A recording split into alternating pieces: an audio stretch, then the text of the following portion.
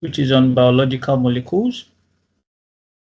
And the first question, question 1A, says amylose and the triglyceride styrene are macromolecules. Explain why amylose and styrene are macromolecules, but only amylose is a polymer.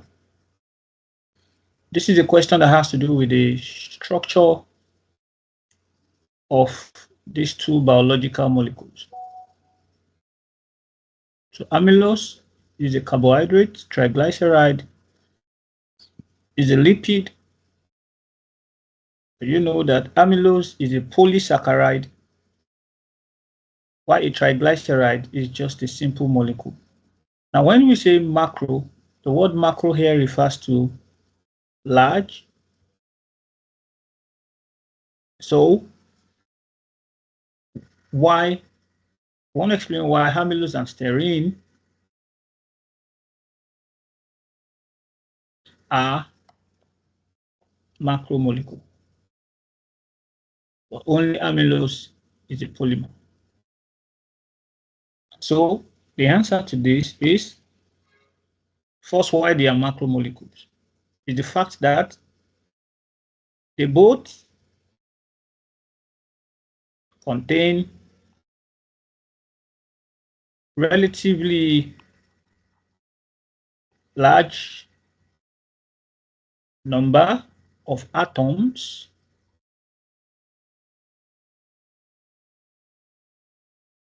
in their structure.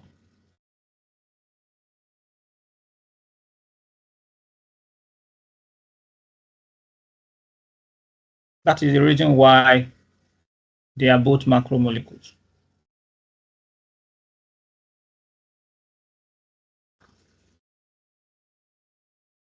But, amylose, unlike styrene, is a polymer because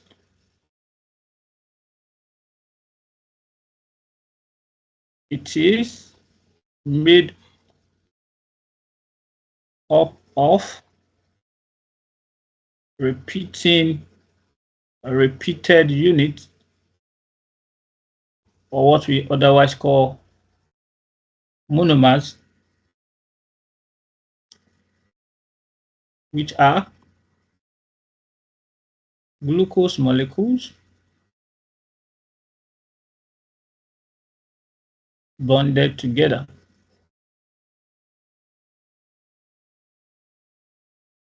So styrene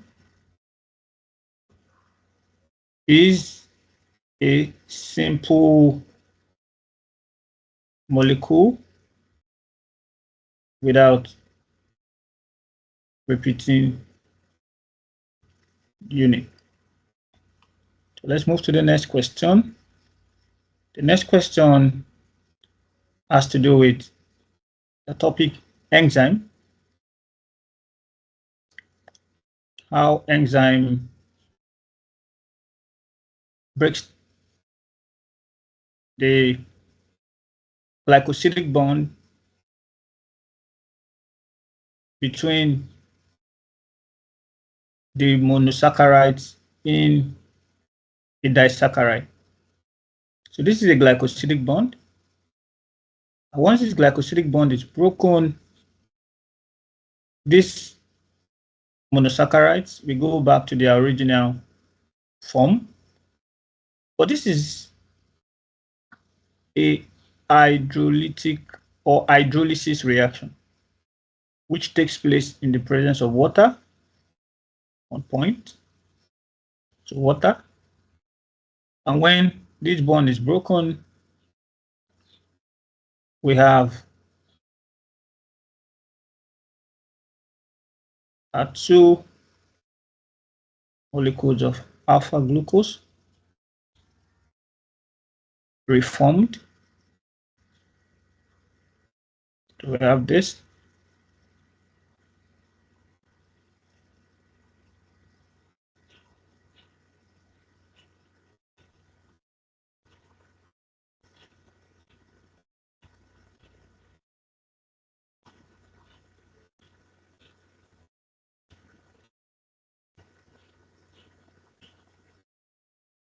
So the OH returns back here. We have this, the second alpha glucose.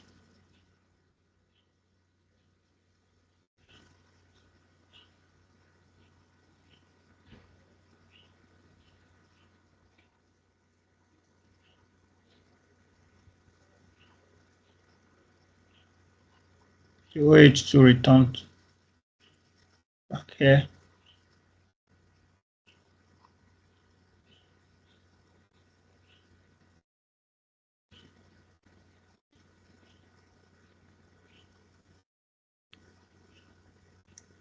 Three marks, so 1 mark for this, 1 mark for this, and 1 mark for the addition of water. So that's 3 marks. To state the type of covalent bond that is broken in the reaction.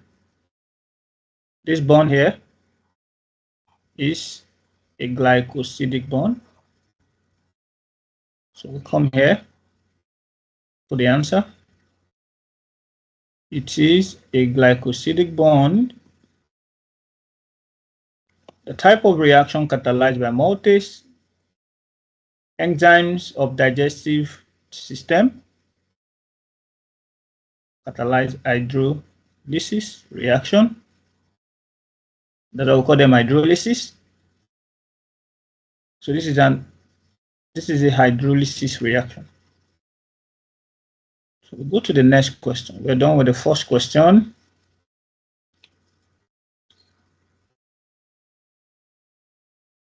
So let's go to the next question. In mammals, the small intestine is the main site of absorption of the product of digestion. Figure 2.1 is a transmission electron micrograph of a longitudinal section of part of an epithelial cell from the small intestine of a mammal. Figure 2.2 is a transmission electron micrograph of a horizontal section made at the position indicated by the arrows, 2 arrows in figure 2.1. So these are microvilli as shown. And in the on the cell, the epithelial cell, this is the epithelial cell containing the microvilli, we have the structures that we see here that look like slippers and mitochondria, supplying energy for active absorption. So here we are shown the transverse section or a horizontal section. So when the microvilli are cut like this, this is what we see. When you cut a microvilli like this, you have what you're seeing here. And when we look at this, this will be the protein fibers that make up the axoneme. When we look at it in cilia, so we have to microvilli and cilia are cell structures. Describe how the structure of cilia differs from the structure of the microvilli. When you look at that of cilia, you will see 9+2 arrangement of microtubules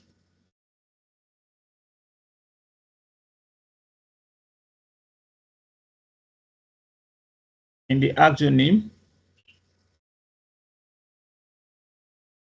When you look here, you see that the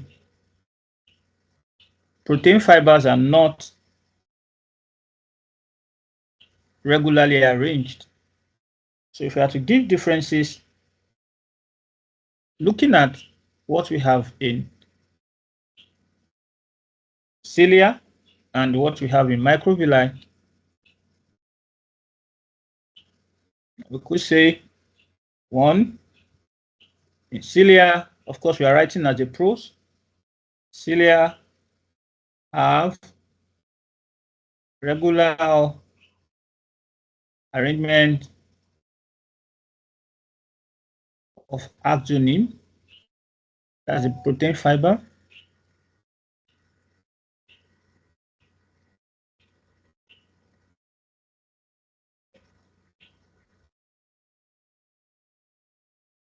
but it's obvious that in the microvilli we have irregular arrangement.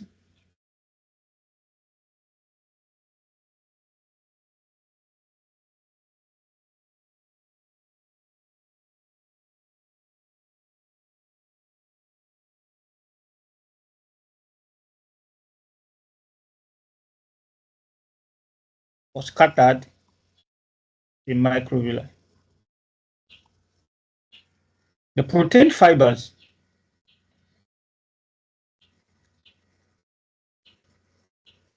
in the axoneme, of cilia. The axoneme of cilia is made of microtubules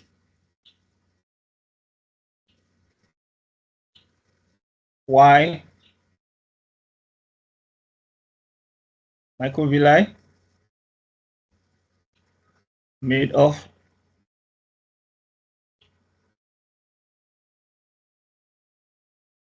microfilament actin.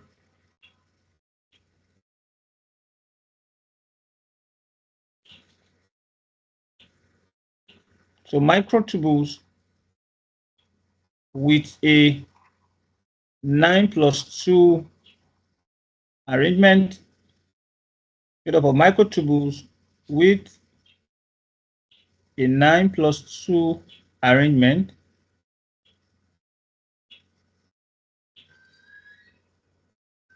while microvilli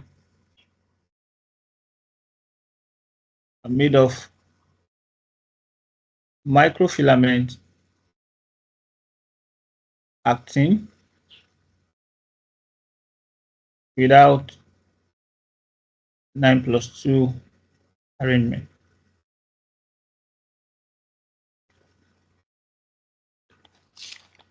Microvilli are extremely thin and short.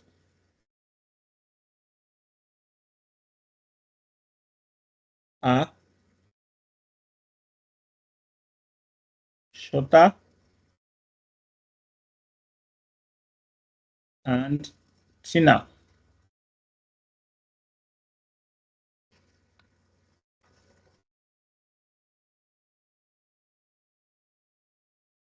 We're given about 3 points. Another point we can give here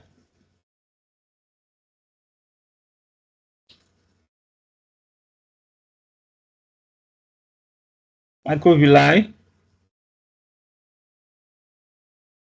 are surrounded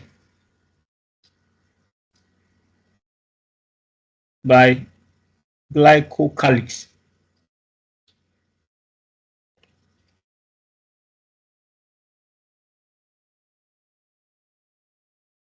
So we'll move to the next question. A scientist measured the length and the diameter of some of the microvilli shown in figure 2.1 to estimate the total surface area of microvilli on the surface of the epithelial cell.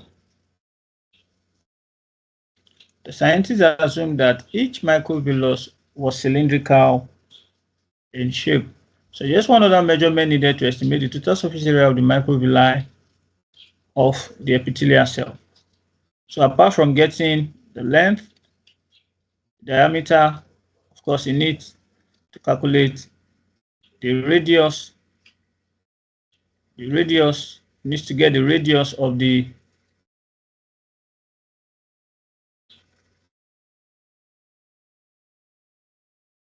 microvilli.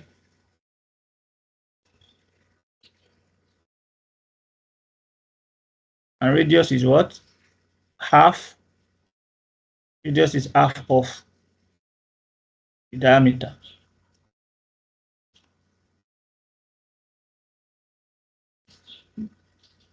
The organelle Z, as shown here, is the mitochondrion. You can see the cristae and the shape suggests that is the mitochondrion.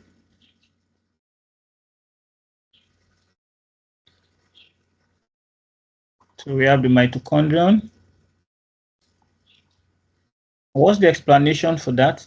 Why do we have large number of this in the epithelial cells? These epithelial cells are found in the small intestine, as we are told. The small intestine of a mammal, where we have absorption of food nutrients. And the absorption of food nutrients can be against concentration gradient sometimes. So that will require active transport.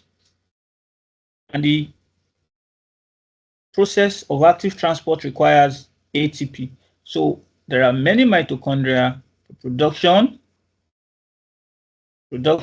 of energy or synthesis of ATP for active absorption or active transport of nutrients against concentration gradient. Nutrient like glucose can be absorbed rather against concentration gradient. Bacteria are found attached to epithelial cells in the intestines of mammals. Describe how the organization and the distribution of DNA in epithelial cells differ from the organization and distribution of DNA in bacterial cells. The first thing to identify here is that epithelial cells in mammals are eukaryotic cells. And bacterial cells are prokaryotic cells. So the question is asking you to give differences in terms of organization and distribution of DNA between eukaryotic cells and prokaryotic cells. We know that the DNA in eukaryotic cells is usually packed or associated with histone proteins, which are not found in bacterial cells. So linear DNA of epithelial cells is packed by histone proteins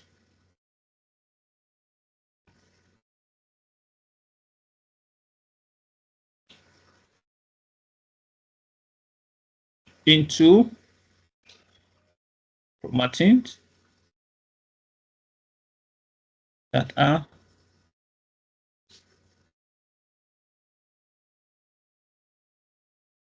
surrounded by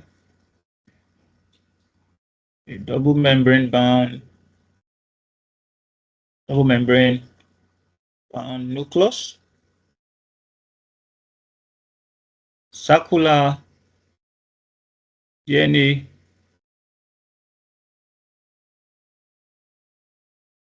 bacteria is naked and lies freely in the cytoplasm.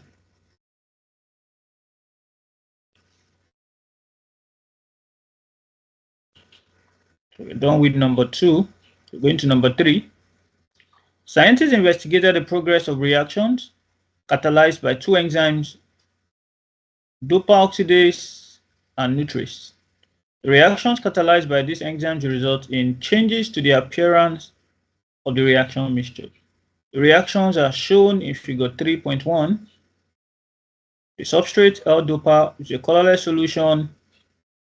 When it binds to the active site of the enzyme converts to the product dopachrome, which is an orange-brown solution. And on seeing this color, we know that the reaction has started. Casein plus water catalyzed by the enzyme nuclease gives us peptides, short chains of amino acids, which form a colorless solution. So the changes in the reaction mixture makes it possible to follow the reactions using a colorimeter. A colorimeter will read the absorbance of light by the reaction mixture. And the absorbance of light by the reaction mixture is proportional to the amount of the colored substance.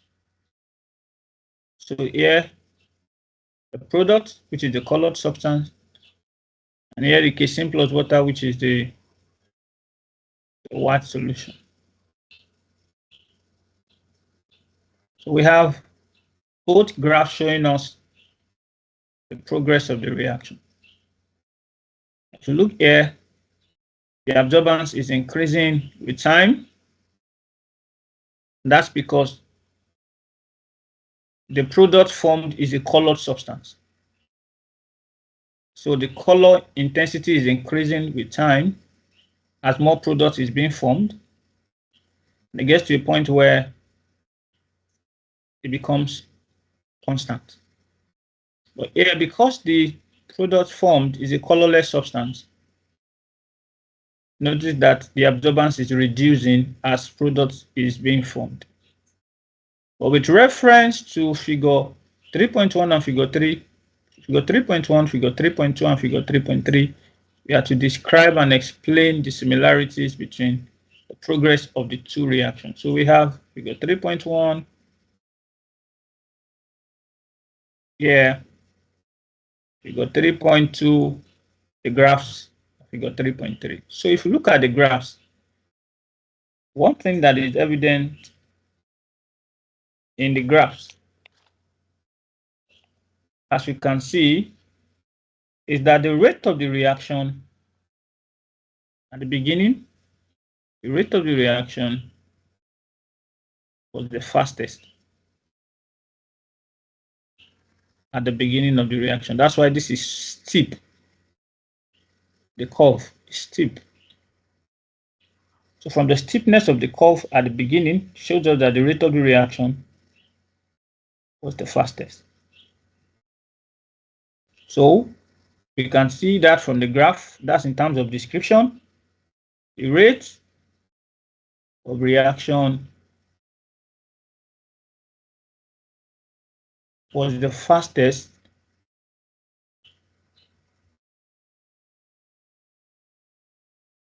at the beginning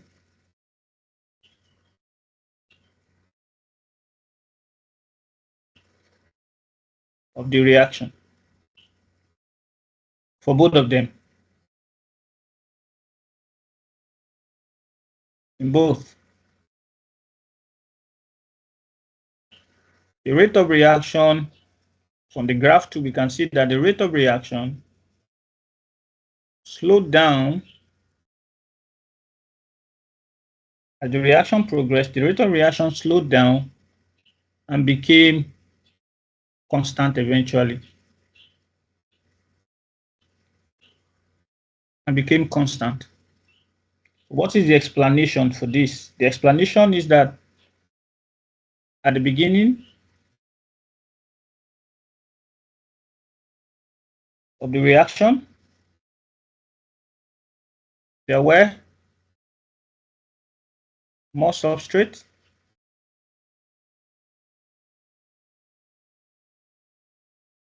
and available active site.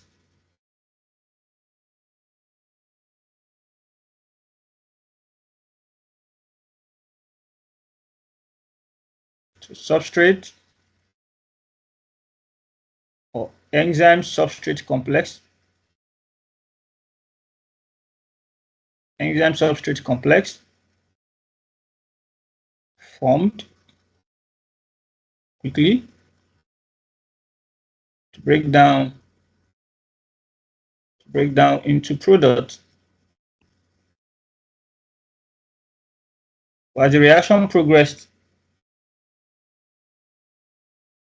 but eventually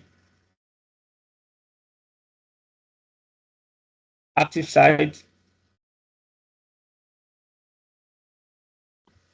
became fully occupied when the enzyme was saturated towards the end.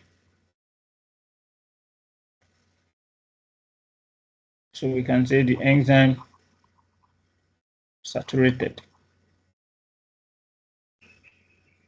That's the explanation. A lot, and you're like, okay, do you have a private tuition? Don't you have? Do you have? And yes, Ajiro Tech do have a private tuition. So by my right, you can see that we have for the EdExcel and Cambridge IGCSE, and yes, we do have for all subjects. Okay, all subjects. Okay, the popular ones that's always been in demand is mathematics, English language as a second language. Okay, we have physics, we have biology, we have chemistry, and we have um, you know the flagship, which is ICT, just here and there. We also have business studies. So if you're interested for a private tuition, um, I think all you have to do is send an email to the sales team at agiletech@gmail.com, and they would reply to you, talk about your time zone, talk about, and the fee is really quite affordable. Really, it's really quite affordable. It's when you look at it across other tutoring service, I think this is the one that's quite affordable, and you get the very best of service. We also have for the E levels as well, um, and also for the EdExcel. So we have for the Cambridge E levels and EdExcel E levels. Okay, and we have also across the subject mathematics, which is usually the hot cake when it comes to E level mathematics and chemistry, and then biology. These are usually one of the ones we have in demand always, all the time. Even physics, for E level. So all you have to do, if you're watching this right now and you are interested for a private tuition, then you can do yourself a solid, okay, and send an email to the sales team at agile@gmail.com, and they'll reply to you. State two advantage of using a colorimeter to investigate the progress of reaction are shown. Two advantages. Here we can see that here it's possible for rate of reaction. Rate of reaction can be measured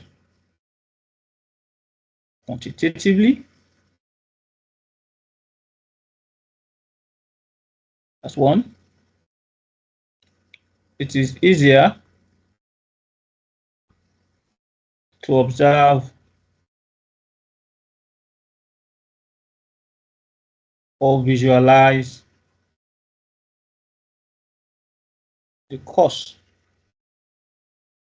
of the reaction.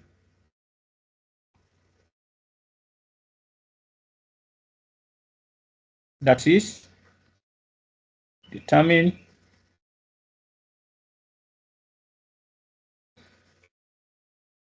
when it starts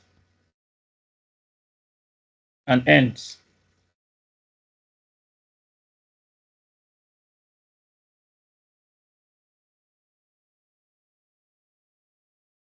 You can also say it is easy to detect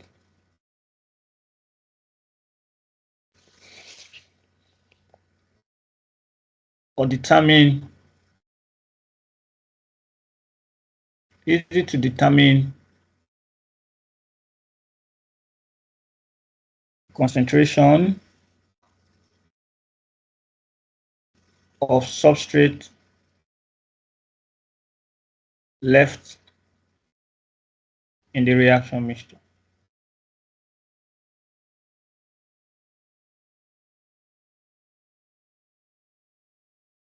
And here we have scientists searching for a suitable enzyme to use in an industrial process isolated the bacterium Vibrio parahemolyticus from the mouth of the Mediterranean eel, Morania elena. The scientists discovered an enzyme in the bacterium that was suitable for the industrial process.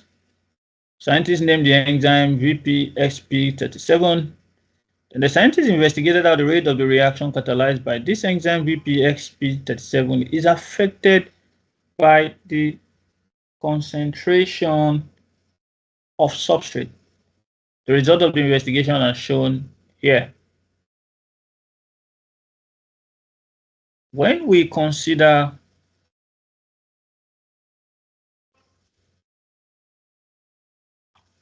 the rate of the reaction catalyzed by an enzyme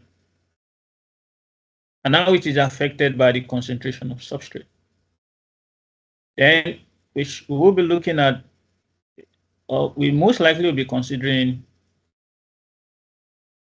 an important property of an enzyme called Km. And Km, let's go to the question. The question says we should calculate the Michaelis-Menten constant Km, the Km for the enzyme using the information in figure 3.4. Now, Km is simply defined as what? Substrate concentration at half Vmax. Substrate concentration at half Vmax. So the first thing to do in identifying or in calculating the Km is to get the Vmax on the graph. So the Vmax here is the maximum velocity, which is, according to the graph, is 80. So Vmax is 80 micromole per milligram per minute. That is the Vmax. Then we are interested in getting the half Vmax. Note that that is not the Km. The Km is the substrate concentration at half Vmax. So half Vmax will be 40. So this is half Vmax. So what is the substrate? So read off from the graph. Substrate concentration at half Vmax. So we move down like this.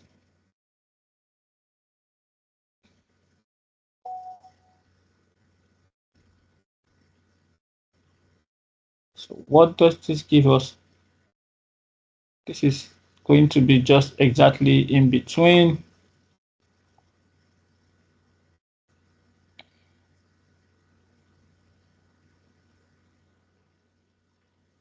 here. So this is 0.02, 0.04,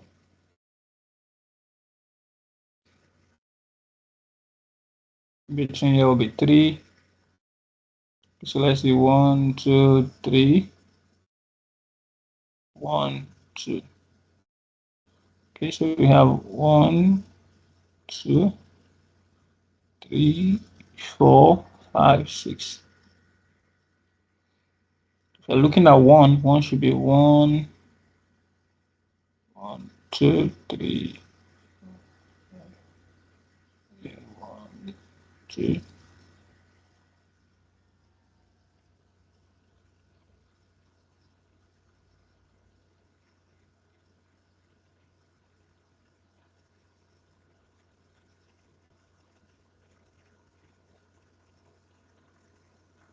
It's around 0.15.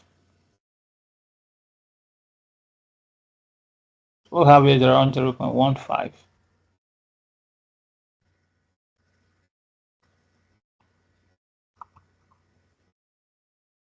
Read it off here.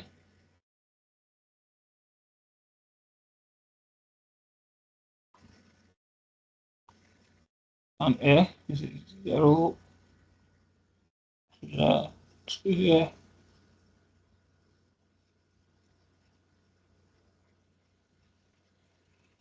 Should have been 1. Should have been 1. So let's say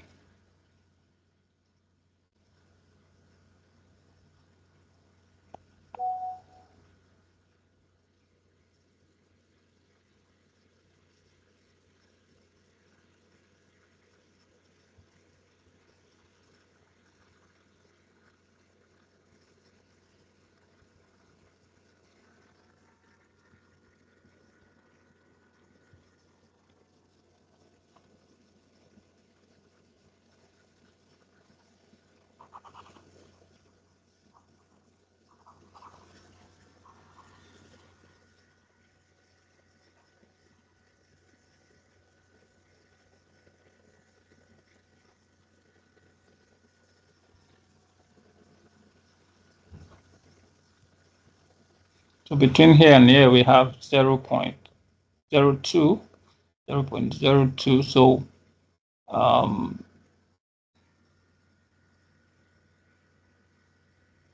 0.01 will be halfway.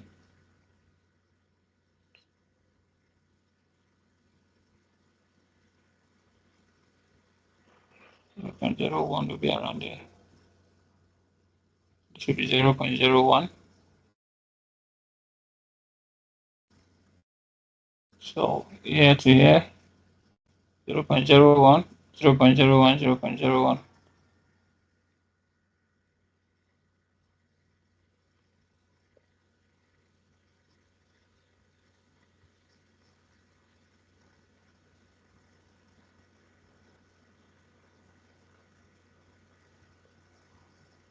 This is 0.015. Okay, sorry, so 0.015. Then 0.005.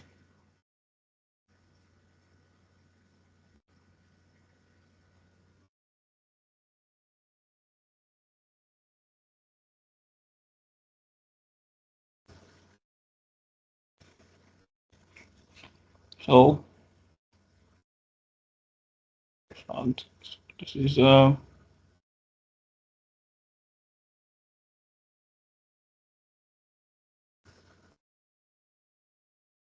bring it down here. This is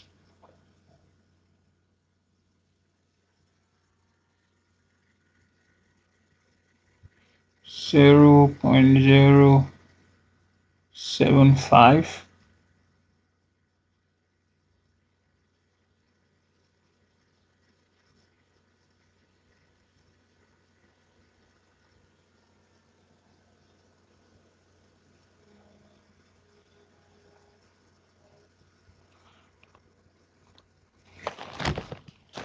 Okay.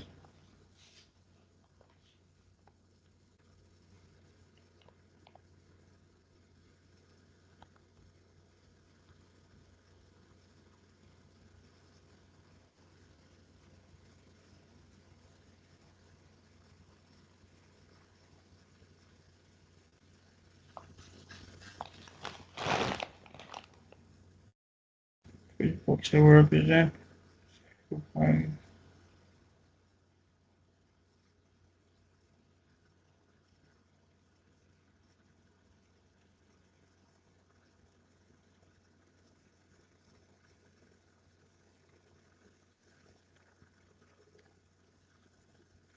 0.04, 0.04. So this is so each of these boxes will represent 0.04. So this 0.04. times 0.04. So 0.04, 0.04, then 0.004, and half of it. No, that's not what we have here. So we have here half of this place. So this is 0.04, 0.04, 0.04. Then half of it here will be 0. So 1, 2, 3.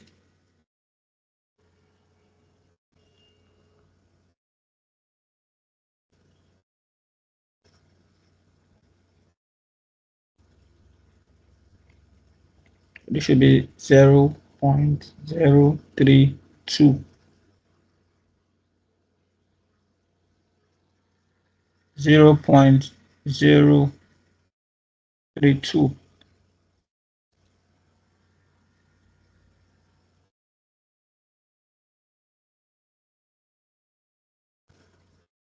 Yeah, so from the calculation here, we have 0.032 millimole per dm cube. So you're working,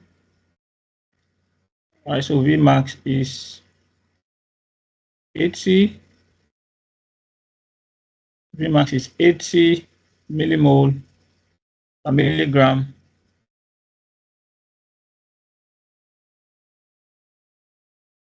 Eighty micromole rather per milligram. 80 micromole per milligram per minute.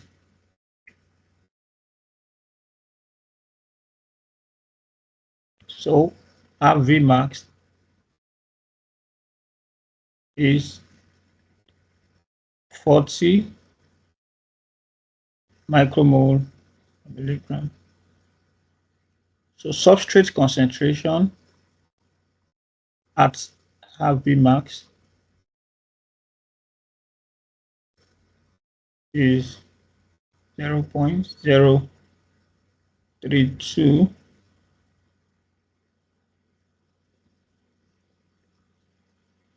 millimole per dm cube.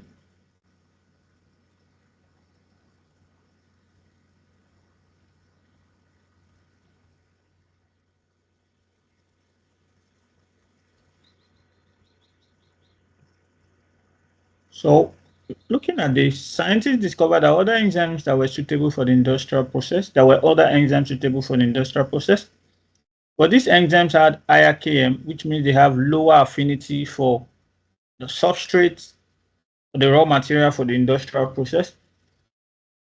Explain the advantage of using the enzyme VPSP37 industrial process rather than one of these other enzymes we have.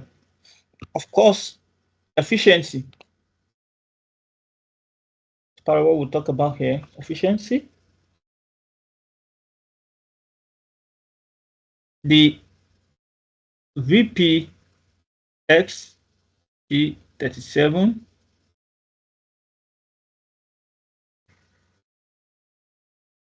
catalyzes industrial process even at low substrate level, substrate or raw material concentration.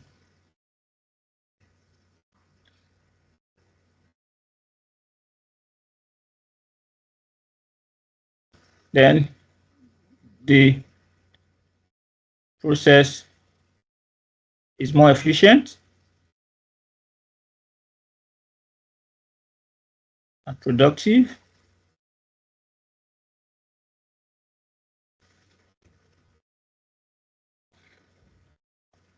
We say the efficiency and productivity, same thing. The efficiency and productivity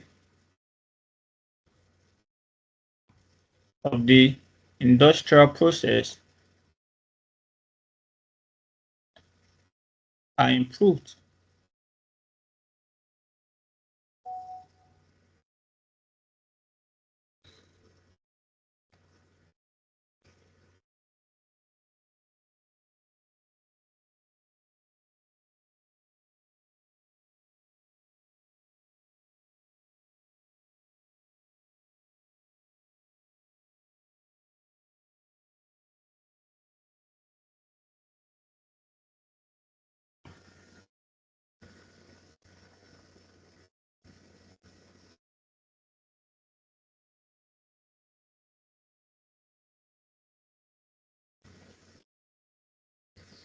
So cells of the immune system have cell surface receptors that detect molecules made by pathogens.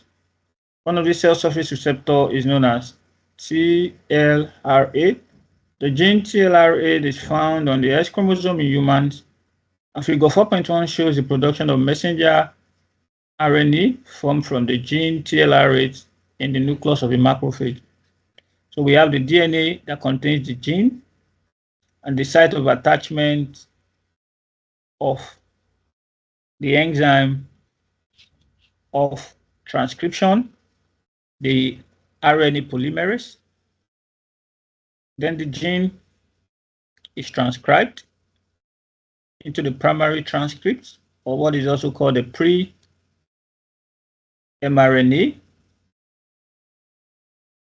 And then you have the capping, the addition of the 5' cap and the 3' poly-A tail. And as we can see, the length of the mRNA here is shorter than, so that means we already have removal of introns and joining of exons, which is called RNA splicing. So the enzyme that catalyzes the transcription of DNA is RNA polymerase that binds to the DNA and synthesizes mRNA. And what's the function of the cap? What's the function of the cap here in the stability and the role? So the cap prevents the cap and the poly-A tail prevent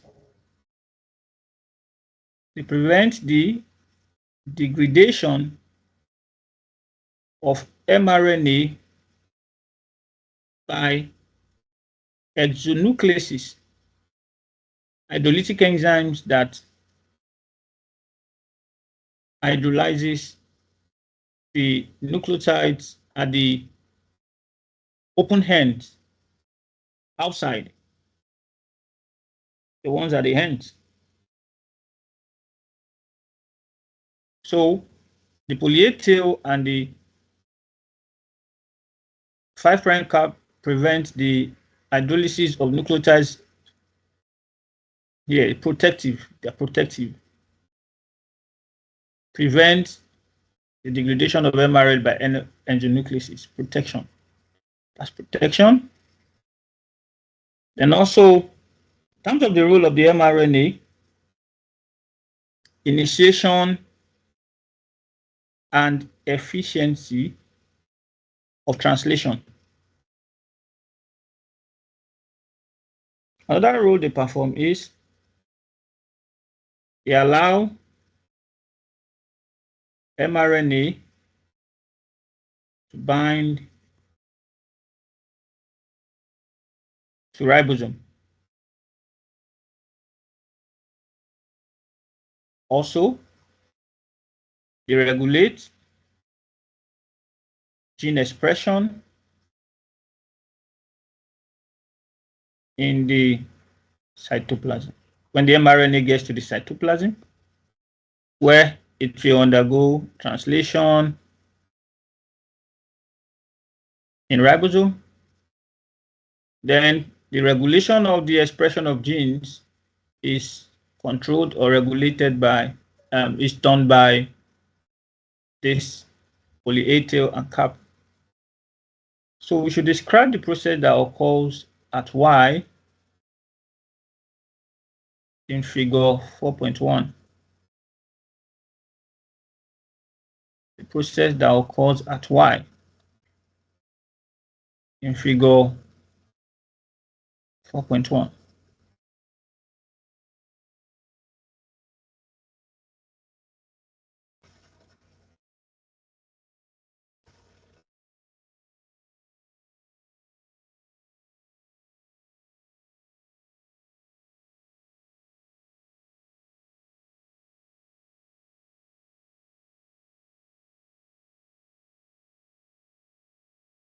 So the process, which is RNA splicing,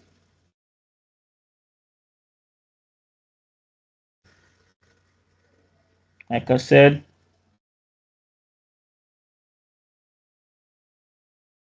RNA splicing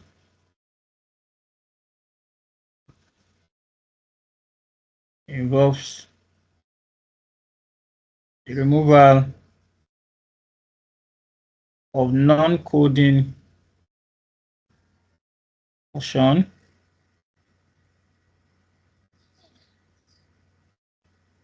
of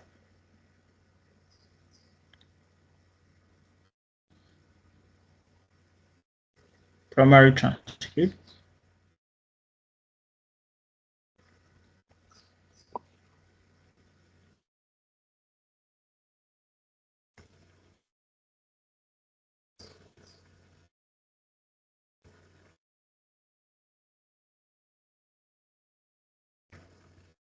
and the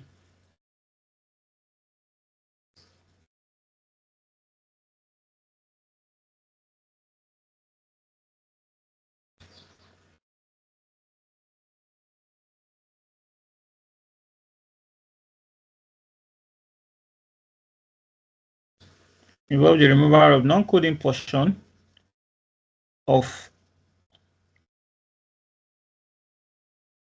mRNA, which are the introns,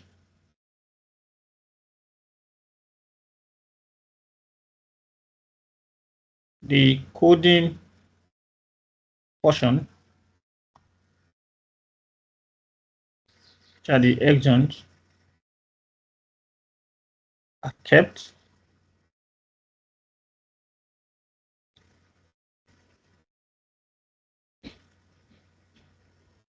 and joined together to form the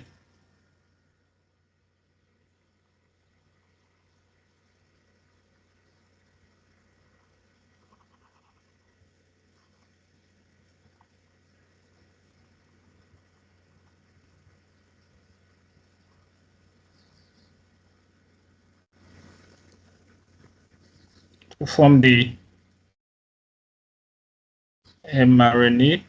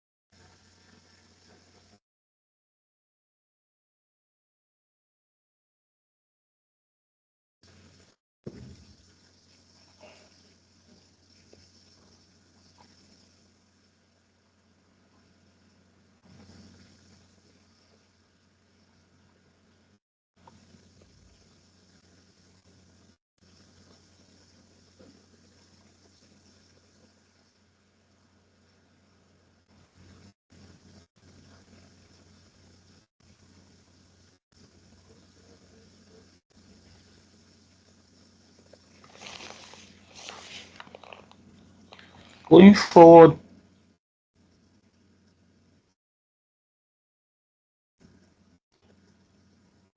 we have the nucleotide sequence TTAGG is repeated in the direction 5' in the telomeres of human chromosomes. State where in the chromosome telomeres are found. Telomeres are found at the end. Telomeres are found at the end or tips of chromosomes. So we can say ends or tips of chromosomes.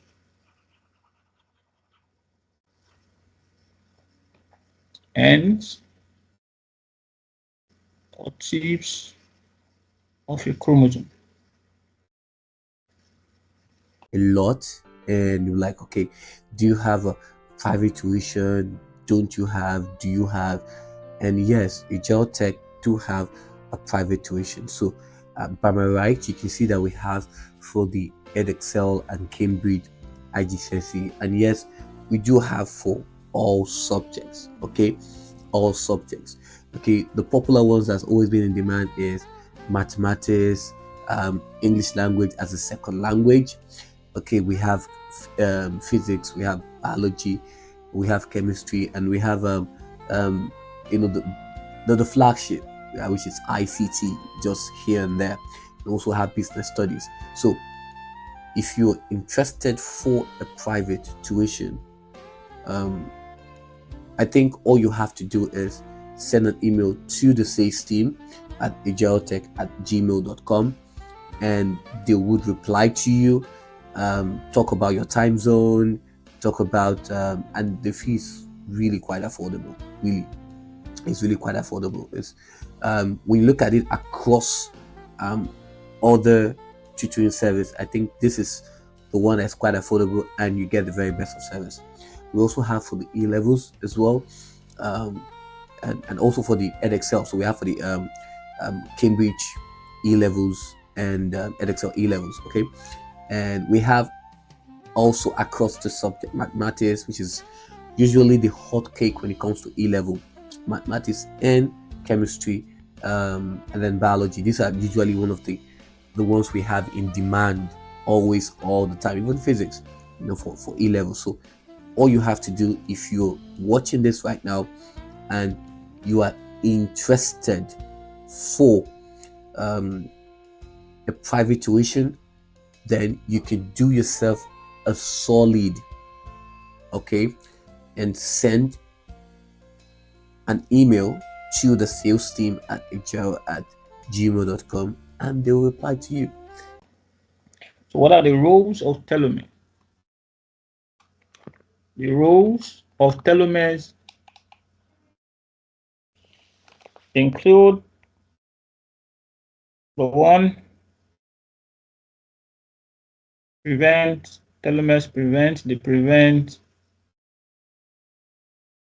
the loss of vital genes. Because they are at the end, just protective at the end. Let's say we have the chromosome like this, and this is the DNA, the chromosome, and the telomeres at the end, just like the tip of our shoelace, the cap on our shoelace. So rather than have important genes here lost, telomeres will be lost. So the telomeres protect the genes. That way they prevent the loss of the vital genes during cell division. They prevent the loss of vital genes during cell division, which involves DNA replication. During DNA replication.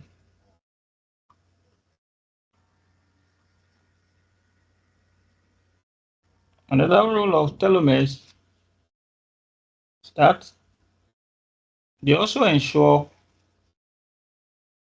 complete replication of DNA. They ensure complete replication of DNA. And these telomeres at the end of the DNA stabilize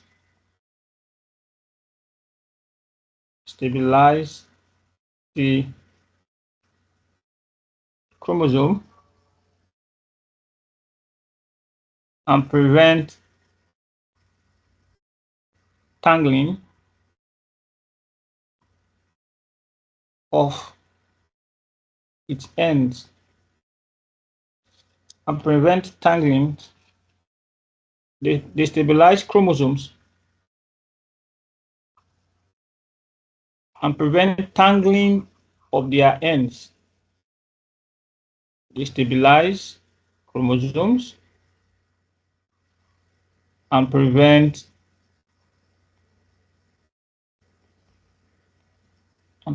tangling of their ends.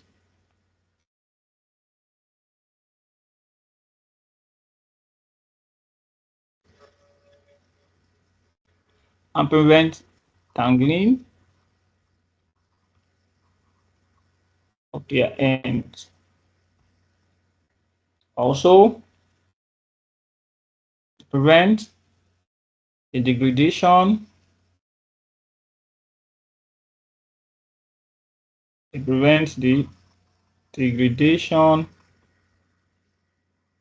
of chromosomes. So here we already give 1, 2, 3, about 4, 5 points. Yeah. Melanoma is a type of tumor that develops from pigment producing skin cells known as melanocytes.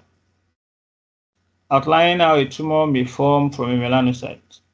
For a tumor to form from a melanocyte, then there must have been a mutation which can be caused by UV light from the sun in the melanocyte. So there are genes in the melanocyte that control how the cell divides. Mutation in this gene can turn them into cancer-causing genes called oncogenes. So the genes are not able to control cell division, so the cells divide uncontrollably. So to consider this question,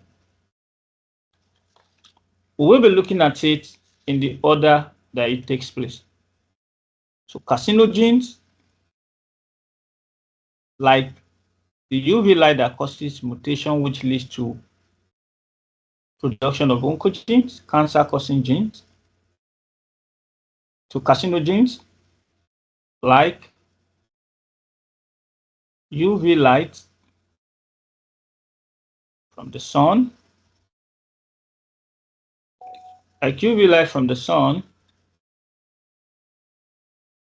cause mutations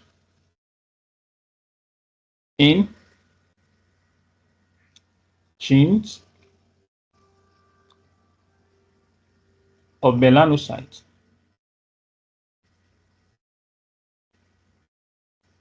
that control or regulate cell division.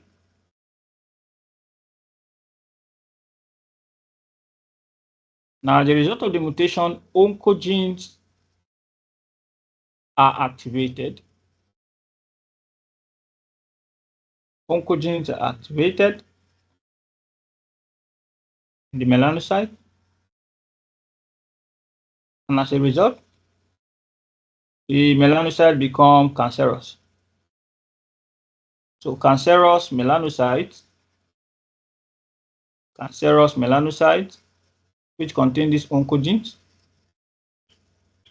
will not respond to signal, do not respond to signals,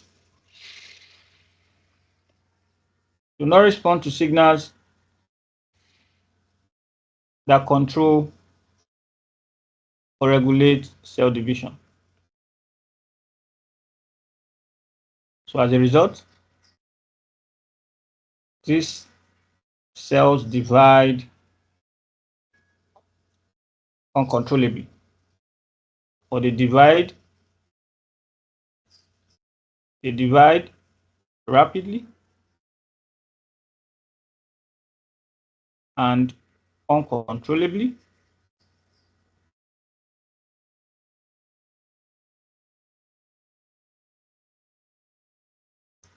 to form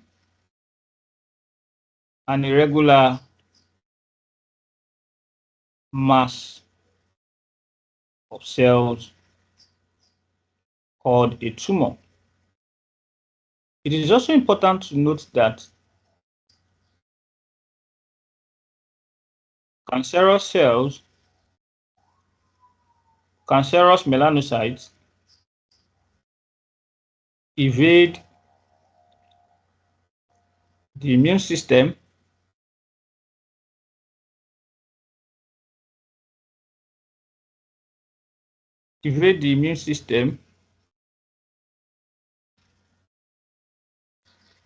and apoptosis. Apoptosis is controlled cell death.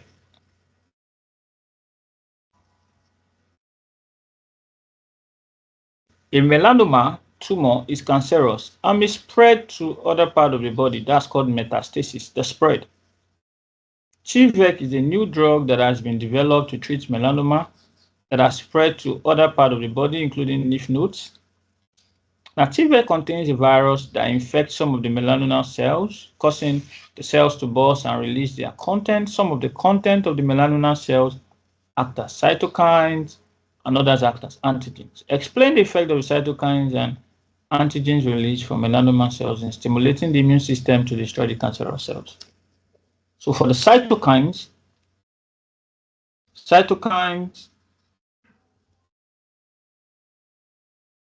stimulate both specific and non-specific immune system.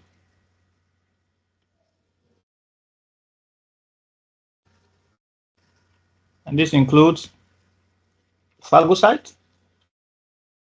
So phagocytes and lymphocytes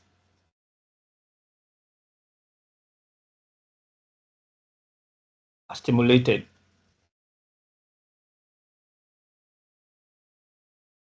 So cytokines act as cell signaling molecules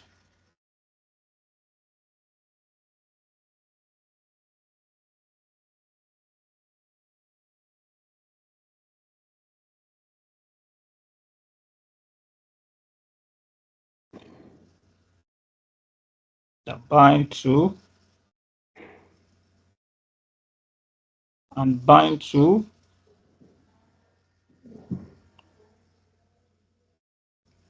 bind to receptors, phagocytes and lymphocytes. Macrophages are stimulated to engulf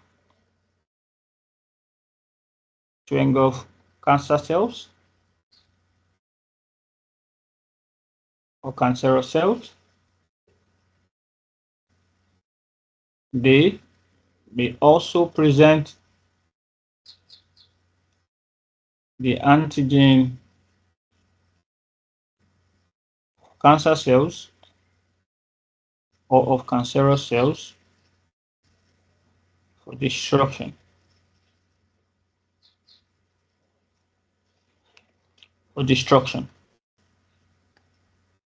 Also, T killer cells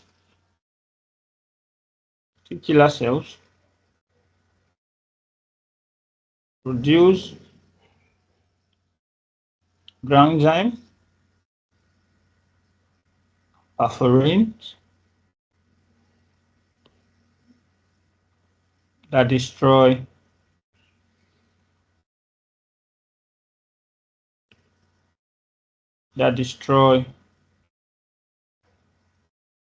cancerous cells.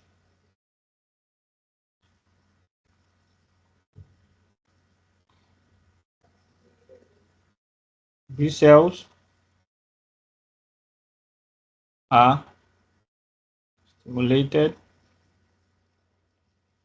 to produce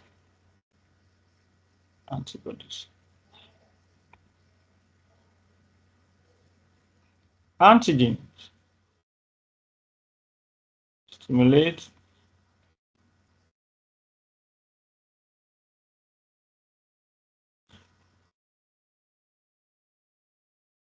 the specific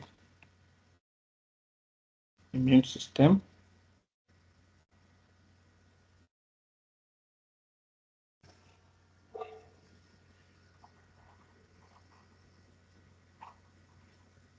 stimulates certain clones of B cells and T cells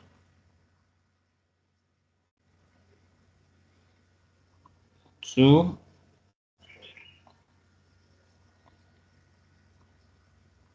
initiate immune response.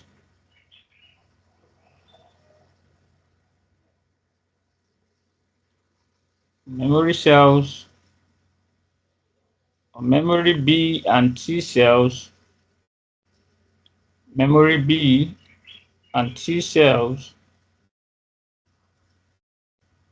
are also produced for future defense or for future response against cancerous cells.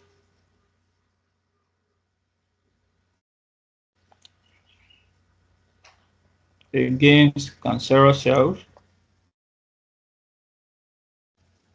treated with TVEC. We're going to number 5. Phosphate ions are absorbed from the soil by roots and are needed for cellular processes throughout the plant. Phosphate ions are needed for production of nucleotides, which make up nucleic acid, DNA, and RNA. Also, phosphate ions are needed for synthesis of ATP, some other biological molecules. So scientists investigated the movement of phosphate ions in flowering plants. The scientists discovered that phosphate ions in the leaves are transported from the root in the xylem, and only a small proportion of the phosphate ions that are absorbed are transported to the growing points of the roots and shoots. To suggest why only a small proportion of the absorbed phosphate ions are transported to the growing point. Of course, that's because when the phosphate ions get to the leaves, they are used, the mesophyll cells, which are actively metabolizing or which are metabolically active, we use this phosphate ion in synthesizing assimilates that are needed by the plant. So the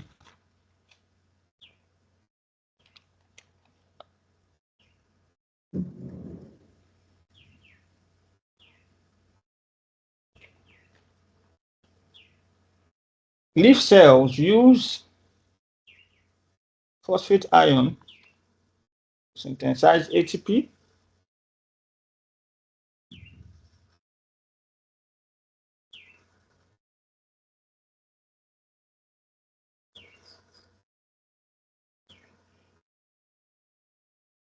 So these cells are metabolically active and use phosphate ions. to synthesize simulate.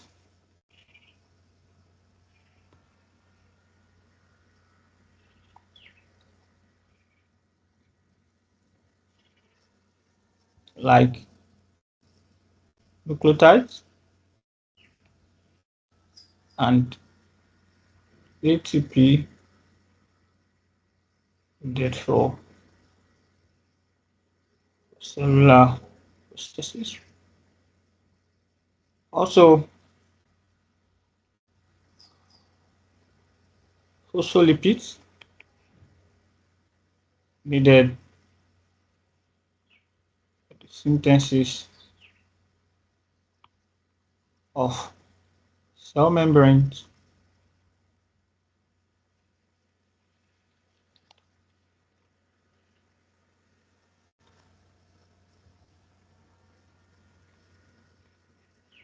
Published.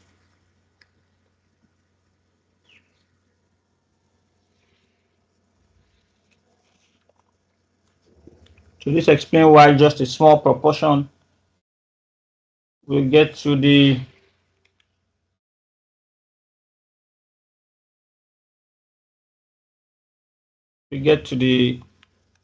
root and the shoot. Okay, so Gossypium Sutium is the most common species of plant grown for the production of cotton across the world. Scientists carried out an investigation to trace the pathway taken by phosphate ions from the leaves of cotton plants into the stem. The scientists used a radioactive isotope of phosphorus 32, to trace the pathway of phosphate ions. Some cotton plants were divided into two groups, A and B. In group A, the scientists inserted impermeable waxed paper between the xylem and phloem in the stem below a leaf of each plant, injected a solution containing phosphate ion labeled with phosphorus 32 into a vein of each leaf as shown in figure 5.1. So here we have the part of the stem above the leaf, we have the part of the stem below the leaf, which has been divided into 4 sections, X1, S1 to S4. And then we have the question. The procedure was repeated on the plant in group B, but without inserting the wax paper. After 1 hour, the scientists determined the percentage of labeled phosphate ions in the 4 sections of the stem S1 to S4, shown here. So the results are shown in the table. Now, when you look at group A, which had the waxed paper inserted between the xylem and phloem. So let's see what we can observe, because we expect that the phosphate ions will move down through the veins, the vascular bundles, right? So let's see, we want to see, and remember that it's possible to have substances cross from the xylem vessels to the phloem sieve tube, and from phloem sieve tube to, that will be through the membrane, which is the simplest pathway. It's possible for water containing ions to cross to the membrane diffuse. Okay, and so let's come here and see. So from what we can see here, the waxy paper, so use figure and the data to discuss the pathway taken by the solution containing phosphate ion level. So here we can see that it was difficult for the phosphate ions to cross into, so we say in group A, phosphate ions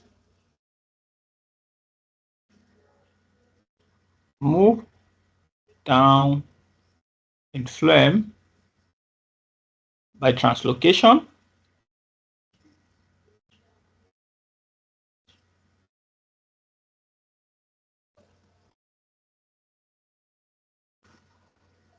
and they could not cross, they could not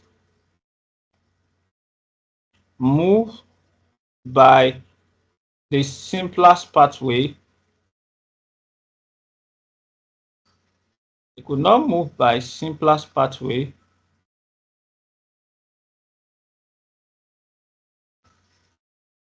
into xylem vessels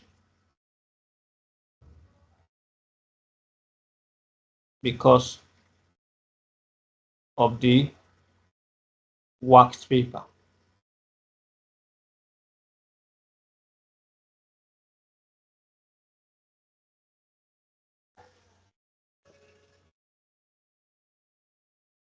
And we can see that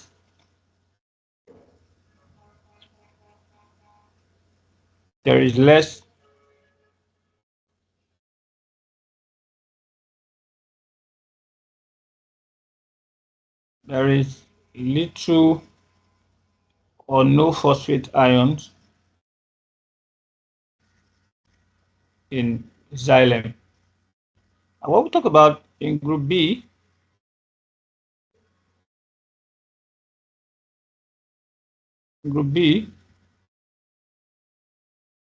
phosphate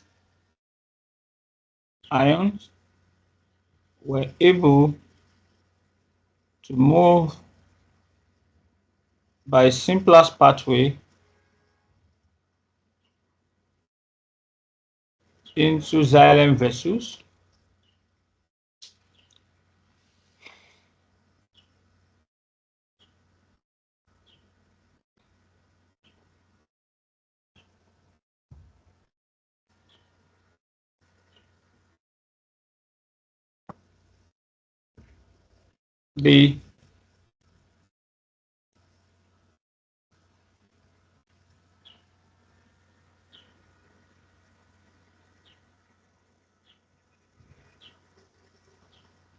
The percentage of phosphate ions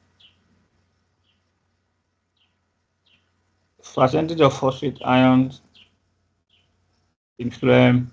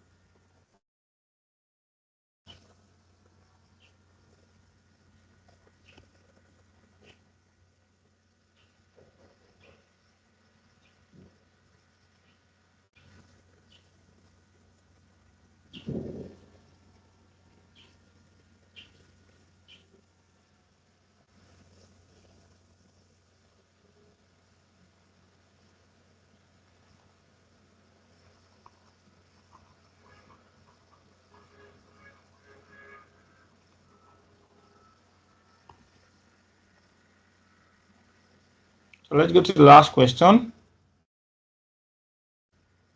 Figure 6.1 is a ribbon model of the molecule of hemoglobin. Of course, hemoglobin has 4 polypeptide chains,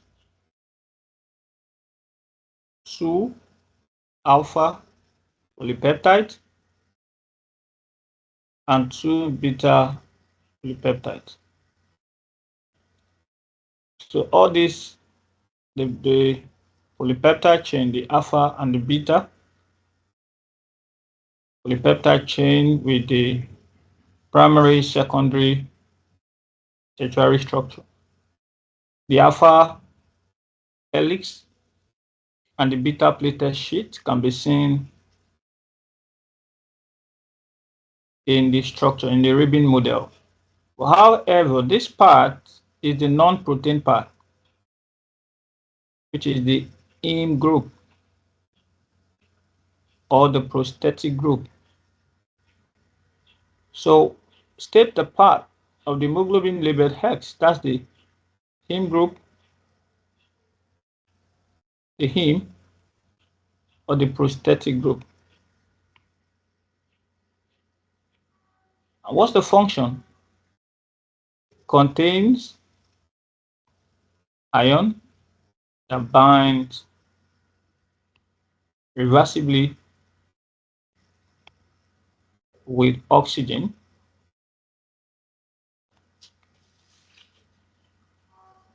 for transport to body cells.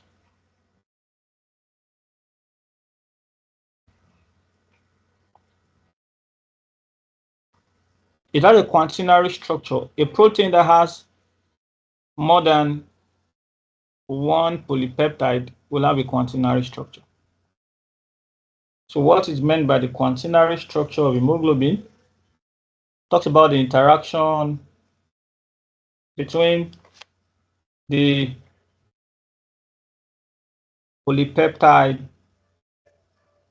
quaternary structure, two or more polypeptide, two or more polypeptides or subunits in a protein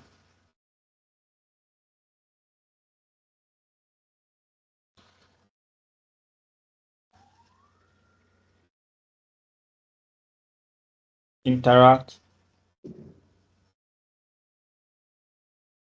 by hydrogen bonds, disulfide bridges, hydrophobic interactions, and ionic bonds. All right, so we go down the effect of the partial pressure of oxygen and the effect of the partial pressure of carbon dioxide on the percentage saturation of hemoglobin was investigated. A sample of mammalian blood was exposed to a gas mixture that contained the increasing partial pressure of oxygen. In the experiment, the partial pressure of carbon dioxide was maintained at 2.7 kilopascal. The percentage saturation of hemoglobin in the blood sample was determined as the partial pressure of oxygen increased. The experiment was repeated with further samples of blood, with the partial pressure of carbon dioxide maintained at 5.3 kilopascal and at 10.7 kilopascal. The result are shown in figure 6.2. So we have the figure down here, the graph showing us we have partial pressure of carbon dioxide 2.7 kilopascal, partial pressure of carbon dioxide at 5.3 kilopascal, partial pressure of carbon dioxide at 10.7 kilopascal. Then we have the percentage saturation of hemoglobin with oxygen and the partial pressure of oxygen. The graph is showing us that at a lower partial pressure of carbon dioxide, the percentage saturation of hemoglobin will be higher, but at the higher partial pressure of carbon dioxide, the percentage saturation will be lower. How do we see that? Let's see that from the graph. So let's say at partial pressure of oxygen of 4, let's see what will be the percentage saturation of hemoglobin when carbon dioxide concentration is, so we do this, is 4. So this gives us 41, 42, 43, 44, 45. 45%.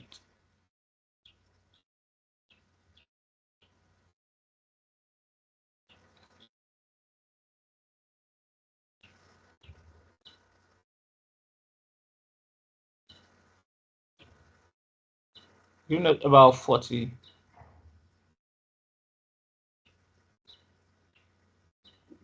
Okay, 40, 42, 44, 46, 40, sorry, 40, 42, 44, sorry, 44%. But let's see at 2.7. At 2.7, we have up to 72%. 72% hemoglobin saturation. So as carbon dioxide concentration increases, the affinity of hemoglobin for oxygen decreases, and that makes the percentage saturation of hemoglobin with oxygen to be lower. So with reference to figure 6.2, state the likely partial pressure of oxygen in the alveoli of the mama. In the alveoli of the mama, we have higher partial pressure of oxygen. We have a higher partial pressure of oxygen. And so we expect that hemoglobin should have around 95, between 95 to 97% saturation. So what would the partial pressure of oxygen? Between 90 to 100, so 95, 94%.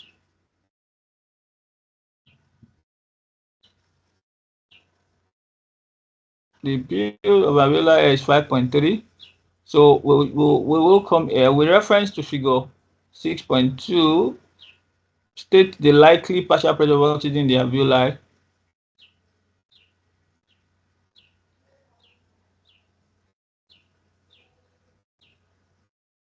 So we should, in the alveoli, we should have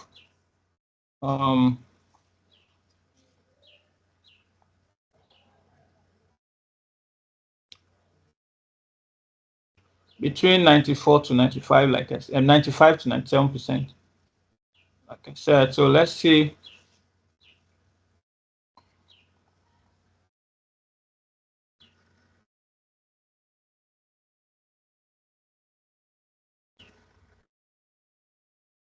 With reference to this figure, state the likely partial pressure of oxygen in the alveoli of mammal.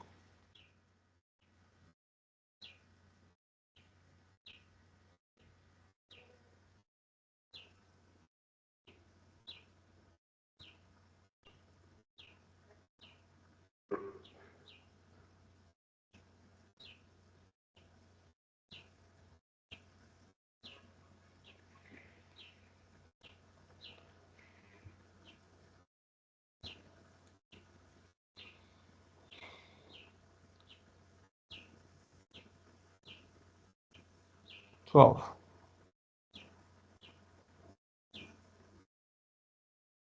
To look at it,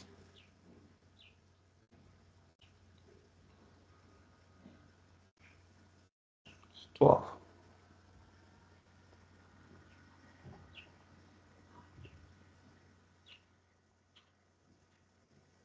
12 kilo Pascal.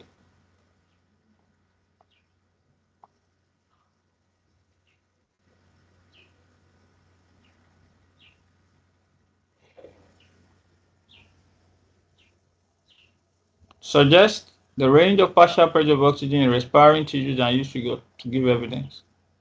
So in respiring tissue, the percentage saturation of hemoglobin will be low, about 25% in respiring tissue. So where's 25% here? That's what we should be looking for. So this is 20, 22, 24, and this should be around 25.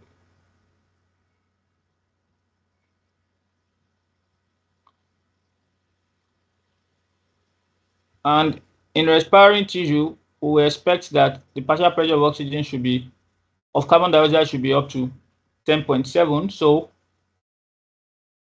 that's where we are going. 10.7, and it brings us down here. That's about 3. 1, 2, 3, 4. 1, 2, 3, 4. That's about 1, 2, 3, 4. 1, 2, 3, 4, 5. Yeah, 1, 2, 3, 4, 5, 6, 7, 8, 9, 10. Okay, so that's 2 divided by 10. That means the space we have in between there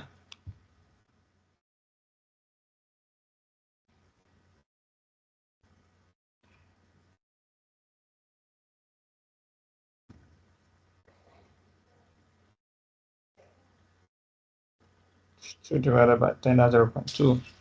So each of the space here is 0.2, 0.2. So this is 2.2, 2.4, 6, 8. Okay, so that's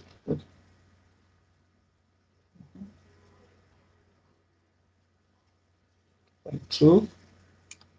So this is 2.2, 2.4, 2.6, 2.8, 3, 3.2, 0.4, 0.6, 0.84.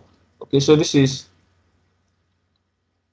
2.2, 0.4, 0.6, 0.8, and this is supposed to be 3, so 0.8, and that's half.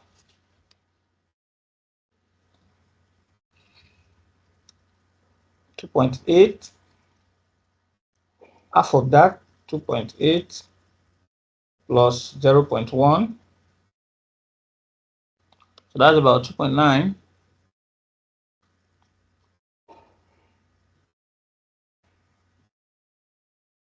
So everything here is 0.2, 4, 0.6, 0.8, 0.2, 0.4, 0.6, 0.8, and this should be 3. This should be 3. 0.2, 0.4, 0.8, no, 0.2, 0.4, 0.6, 0.8.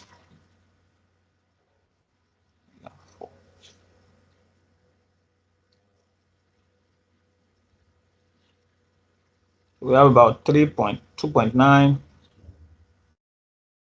2.9, between 0 to 2.9.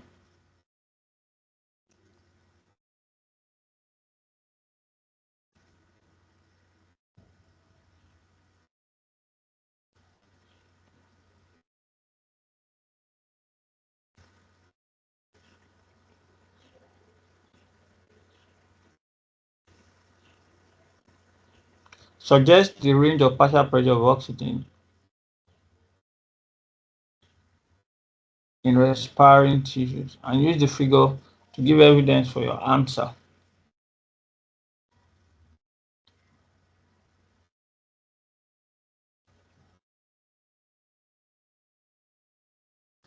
Yeah, that's it. To be low, partial pressure of oxygen is usually low, and the percentage saturation of hemoglobin with oxygen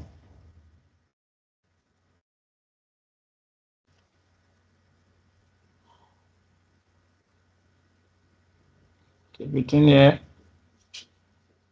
So I use figure 6.2 to give evidence for your answer.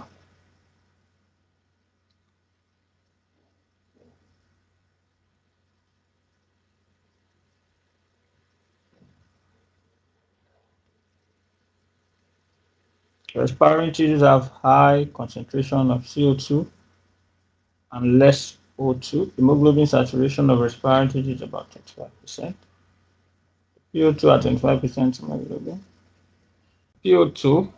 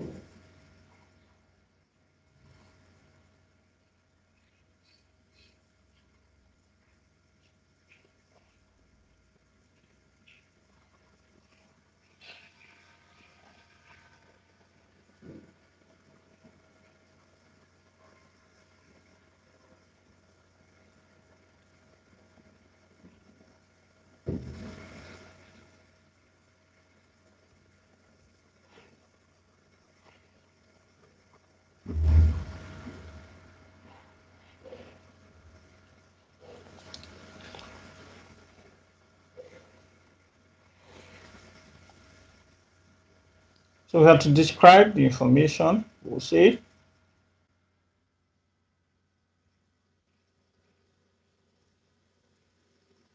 the higher the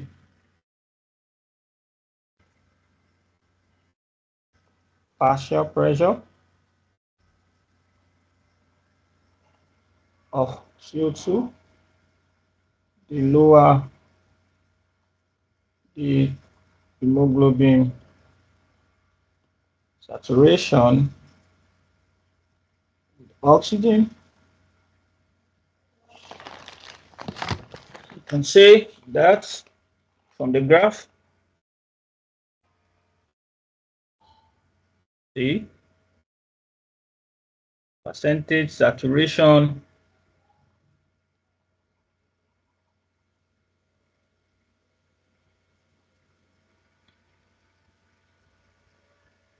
the hemoglobin saturation with oxygen is the lowest at PCO2 of 10.7. It's the lowest at PCO2 of 10.7, as you can see in the graph, kilopascal.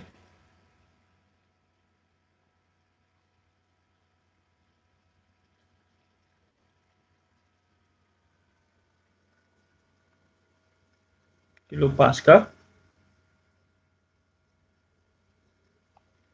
You can quote data from the graph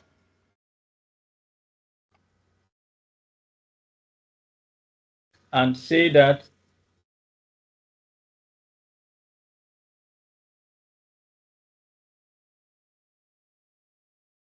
the respiring tissue at PO2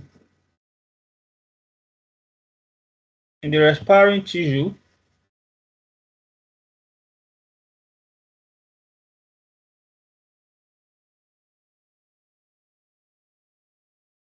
at percentage at partial pressure of oxygen 2 kilopascal,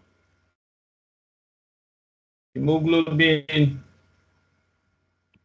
saturation is just 35%.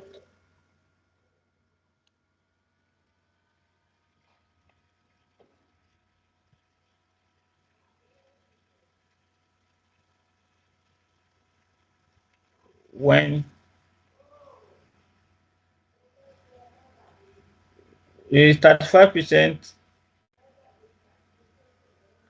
is 35% at is 35% at is 35% at 35% at percentage sorry, at partial pressure of CO2 of 2.7 kilopascal and 12% at partial pressure of carbon dioxide of 10.7 kilopascal. You can read that from the graph. What's the name given to the effect? The effect we have just talked about now is called Ball's effect. Ball shift or Ball's effect.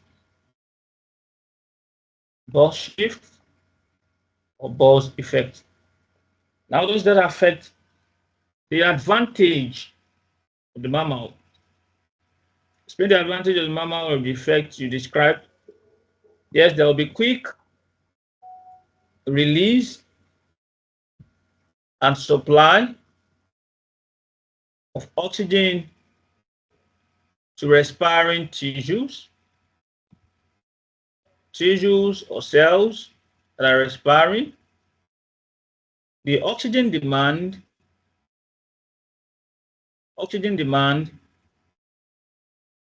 of respiring cells is met as an advantage, there is also release of enough oxygen for aerobic respiration. Then also there is quick removal of toxic carbon dioxide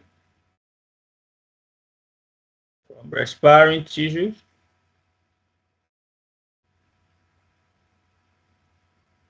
Right. So say free hemoglobin can participate. Free hemoglobin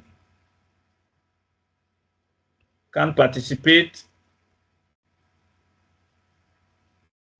in the transport of CO2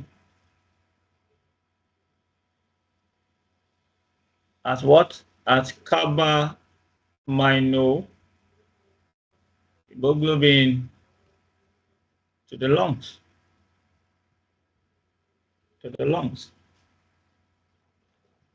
Okay, so we have come to the end of the